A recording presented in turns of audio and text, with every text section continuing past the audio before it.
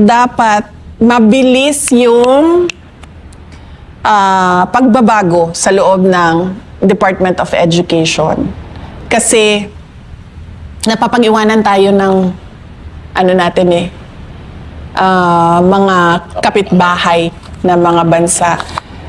At nakikita natin na yung classroom, hindi lang siya ang lugar kung saan pwede matuto ang isang tao. Maraming paraan na pwede mag-aral at matuto ang isang tao. So, hindi natin kailangan ipasok ang mga bata sa classroom araw-araw. Kasi hanggang ngayon, yung mindset ng mga tao, ng gobyerno, nandun pa rin sa paggawa ng classroom. Wala sila doon sa mindset na paano ba itong bata na ito matuto? Kasi yung mindset natin, nandoon pa tayo sa mindset ng 1940s. Kailangan pumasok ng bata sa classroom, umupo doon at makinig sa teacher. Hindi na kasi ganun ngayon eh.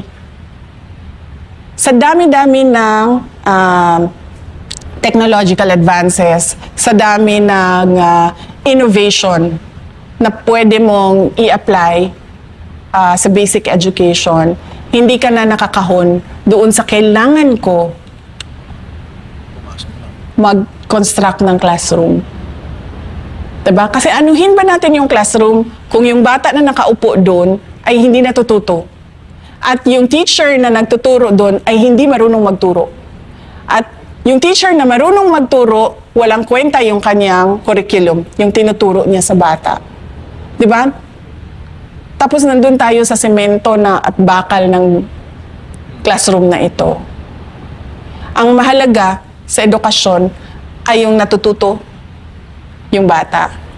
Hindi yung kung saan siya nakaupo araw-araw. Kasi napapansin ko din, no, parang parang sa opisina ba? Ganito din kasi sa classroom eh. Uupo ka dyan ng siguro sabihin natin 7 hours. 7 hours.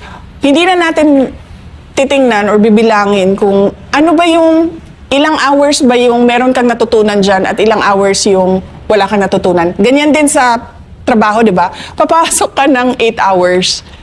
Hindi naman tinitingnan eh kung ano ang na-accomplish mo dun sa 8 hours mo. Merong iba dyan, tapos na yung trabaho nila in 2 hours eh. Merong iba dyan, pumasok ng 8 hours, walang nagawang trabaho. So, wag tayo doon sa bakal at semento. Doon tayo sa paraan kung paano matuto yung bata. At makakatipid ba ang mga magulang dahil wala nang pamasahe, kung sakasakali? Posibleng pwedeng ganon. Ganon yung pinupush ko noong ako ay Department Secretary, yung digital education. Dahil yun naman yung trend ng generation na ito. At yun din yung trend worldwide.